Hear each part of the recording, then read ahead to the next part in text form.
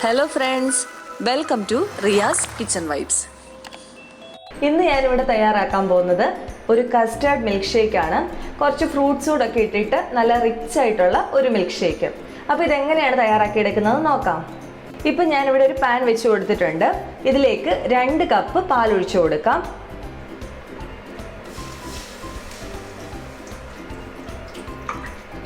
Flame on ആക്കിയിട്ടുണ്ട്. അപ്പോൾ ആദ്യം തന്നെ ഇതിൽ നിന്ന് കുറച്ച് പാല് ഞാനിങ്ങനെ എടുത്ത് മാറ്റുകയാണ്. ഈ ബൗളിൽ ഞാനിപ്പോൾ എടുത്തിരിക്കുന്നത് 1 ടേബിൾ സ്പൂൺ കസ്റ്റേർഡാണ്.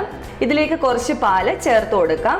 ഈ കസ്റ്റേർഡ് ഒന്ന് നന്നായിട്ട് മിക്സ് ചെയ്യാൻ വേണ്ടിയിട്ടാണ് ഈ പാലെടുക്കുന്നത്. ഇതിനു വേണ്ടി വേറെ പാലൊന്നും എടുക്കണ്ട. നമ്മളിപ്പോൾ ഈ ഒഴിച്ചു കൊടുത്തിരിക്കുന്ന 2 കപ്പ് പാലിൽ നിന്ന് കുറച്ചെടുത്ത് ഒന്ന് മിക്സ് ചെയ്തെടുത്താൽ മതിയേ. കസ്റ്റേർഡ് പൗഡർ കൂടുതലായി പോവരുത്. അങ്ങനെ ആയിക്കഴിഞ്ഞാൽ ഇത് ഭയങ്കര കട്ടിയായി പോകും, ഷേക്കിൽ ഒരു രുചിയും കാണത്തില്ല. ഇതിപ്പോൾ ഞാൻ 1 ടേബിൾ സ്പൂൺ ആണ് എടുത്തിരിക്കുന്നത്. കുറച്ച് കുമിച്ചെടുക്കണേ, ലെവൽ ചെയ്യേണ്ട, കുറച്ച് കുമിച്ച് വേണം എടുക്കാനായിട്ട്. ഇപ്പോൾ ഇത് നന്നായിട്ട് മിക്സായി വന്നിട്ടുണ്ട്. ഇനി ഇത് ഒരു സൈഡിലേക്ക് മാറ്റി വെക്കാം. പാലൊന്ന് തിളച്ചതിന് ശേഷം ഇത് ഒഴിച്ചു കൊടുത്താൽ മതി. ഈ സമയത്ത് ഇതിലേക്ക് ഞാൻ 3 ടേബിൾ സ്പൂൺ പഞ്ചസാര ചേർത്ത് കൊടുക്കുന്നുണ്ട്. പഞ്ചസാര കുമിച്ചെടുക്കണ്ട, ഒന്ന് ലെവൽ ചെയ്ത് എടുത്താൽ മതിയേ. നിങ്ങളുടെ മധുരത്തിനനുസരിച്ച് പഞ്ചസാര ചേർത്ത് കൊടുക്കാം. 2 കപ്പിന് ഈ 3 ടേബിൾ സ്പൂൺ പഞ്ചസാര കറക്റ്റ് ആണ്. പിന്നെ ലേശം കൂടെ മധുരം വേണമെന്ന് തോന്നുന്നവർക്ക് 1 ടേബിൾ സ്പൂൺ കൂടെ ഇട്ട് കൊടുക്കാം. അതൊക്കെ നിങ്ങളുടെ ഇഷ്ടത്തിനനുസരിച്ച് ചെയ്തോണേ. ഇതിലേക്ക് ഫ്രൂട്ട്സും കൂടെ ഒക്കെ ചേർക്കുന്നുണ്ട്. അപ്പോൾ അതൊക്കെ മനസ്സിൽ കണ്ടിട്ട് വേണം മധുരമൊക്കെ ഒന്ന് നോക്കി ചേർക്കാനായിട്ട്. ഇനി ഇതൊന്ന് മിക്സ് ചെയ്ത് കൊടുക്കാം. ഇപ്പോൾ ഈ പാല് തിള വന്ന് തുടങ്ങിയിട്ടുണ്ട്. ഫ്ലെയിം ഒന്ന് കുറച്ച് വെക്കാം. എന്നിട്ട് ഇതിലേക്ക് നമ്മളിപ്പോൾ മിക്സ് ചെയ്ത് വെച്ചിരിക്കുന്ന കസ്റ്റേർഡ് ഒഴിച്ചു കൊടുക്കാം. ഇനി നന്നായിട്ട് ഇളക്കി കൊടുക്കാം. ഇത് പെട്ടെന്ന് തന്നെ കുറുകി വരും. ഒരുപാടൊന്നും കുറുകൊന്നും വേണ്ട. ഒന്നുകൂടെ ഒന്ന് തിള വന്നിട്ട് ഒന്ന് കുറുകി വരുന്ന പരുവത്തിലിങ്ങനെ എടുക്കാവേ. ഈ ഷേക്കിൽ വാനില എസൻസ് ചേർക്കുന്നവരുണ്ട്, പക്ഷെ എനിക്കത് ഇഷ്ടമല്ല. ഞാനങ്ങനെ ഉണ്ടാക്കി നോക്കിയിട്ടുണ്ട്.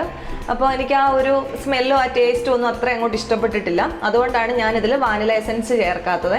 ഇപ്പം തന്നെ ഈ പാല് കുറുകി വന്നിട്ടുണ്ട്. അപ്പം നിങ്ങൾക്ക് കണ്ടാൽ അറിയാം ഇത് ഇച്ചിരി കുറുകിയ പരുവത്തിലാണ്.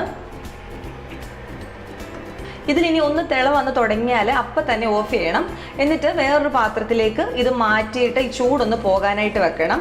അതിനുശേഷം ഫ്രിഡ്ജ് വെച്ച് നന്നായിട്ട് തണുപ്പിക്കണം. ഒരു 2-3 മണിക്കൂറെങ്കിലും തണുപ്പിക്കണം. എന്നിട്ട് വേണം ഷേക്ക് ഉണ്ടാക്കി എടുക്കാനായിട്ട്. ഫ്രിഡ്ജ് വെച്ച് തണുപ്പിച്ചതിന് ശേഷം ഇതൊരു മിക്സിയുടെ ജാറിലേക്ക് മാറ്റിയിട്ട് നന്നായിട്ടൊന്ന് അടിച്ചെടുക്കുകയും കൂടെ വേണേ. ഇപ്പം ഇത് തിള വന്ന് തുടങ്ങിയിട്ടുണ്ട്. നമുക്ക് ഫ്ലെയിം ഓഫ് ചെയ്യാം. കൂടുതൽ വെച്ചുകൊണ്ടിരുന്നാൽ ഇത് വല്ലാതെ അങ്ങ് കുറുകി പോവേ. ഇനി ഇത് വേറൊരു പാത്രത്തിലേക്ക് മാറ്റാൻ പോവാണ്. എന്നിട്ട് ആറിയതിനു ശേഷം ഫ്രിഡ്ജിൽ വെച്ച് 1-2 മണിക്കൂറൊന്ന് തണുപ്പിച്ചെടുക്കാം. ഇപ്പൊ കസ്റ്റേർഡ് എല്ലാം നന്നായിട്ട് തണുത്ത് വന്നിട്ടുണ്ട്. ഇനി ഇത് മിക്സിയുടെ ജാറിലിട്ട് നന്നായിട്ട് അടിച്ചെടുക്കാം.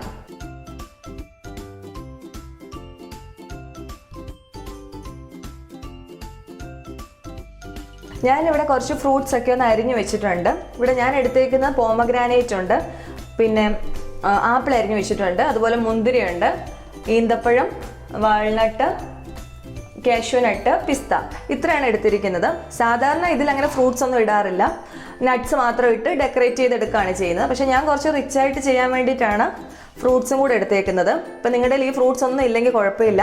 ഏത്തപ്പഴം ആണെങ്കിലും അത് വേണമെങ്കിൽ ഇടാവുന്നതാണ്. അത് മാത്രം ഇട്ടാലും മതി. അപ്പോൾ ഇതിൽ ഒന്ന് നമുക്ക് ഗ്ലാസ്സിലേക്കൊന്ന് മാറ്റാം.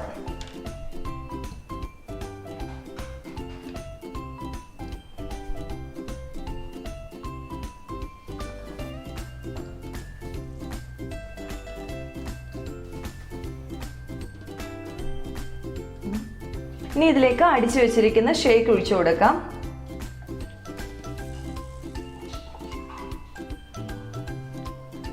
വീണ്ടും ഇതിലേക്ക് കുറച്ച് ഫ്രൂട്ട്സും നട്ട്സും കൂടെ ഇട്ട് കൊടുക്കാം.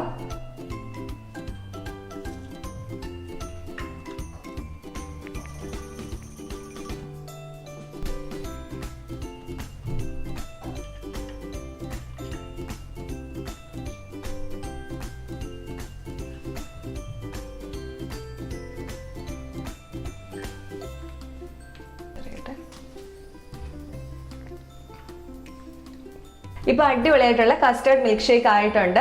പിന്നെ ഇതുപോലെ ഫ്രൂട്ട്സൊക്കെ ഇട്ട് കുട്ടികൾക്ക് കൊടുക്കുമ്പോഴത്തേക്ക് അവർക്ക് നല്ല രീതിയിൽ അത് ഇഷ്ടമാവും. അപ്പോൾ എല്ലാവരും ട്രൈ ചെയ്ത് നോക്കുക. ഇപ്പോൾ ഈ പഴങ്ങൾ തന്നെ വേണമെന്നൊന്നുമില്ല, നമുക്ക് കിട്ടുന്ന പഴങ്ങൾ ഏതാണോ അതൊക്കെ വെച്ചിട്ട് ചെയ്തെടുക്കാം. നട്ട്സും എല്ലാം തന്നെ ഒന്നും വേണമെന്നില്ല. അപ്പോൾ എല്ലാവരും ട്രൈ ചെയ്ത് നോക്കിയിട്ട് ഫീഡ്ബാക്ക് പറയണേ. പിന്നെ ഇന്നത്തെ വീഡിയോ ഇഷ്ടമായിട്ടുണ്ടെങ്കിൽ ഒന്ന് ലൈക്ക് ചെയ്യണേ. പിന്നെ സബ്സ്ക്രൈബ് ചെയ്യാതെ ആരെങ്കിലും കാണുന്നവരുണ്ടെങ്കിൽ അല്ലെങ്കിൽ പുതിയതായിട്ട് കാണുന്നവരുണ്ടെങ്കിൽ ഒന്ന് സബ്സ്ക്രൈബ് കൂടെ ചെയ്യണേ. അടുത്ത ദിവസം വേറൊരു വീഡിയോ ആയിട്ട് കാണാം. താങ്ക്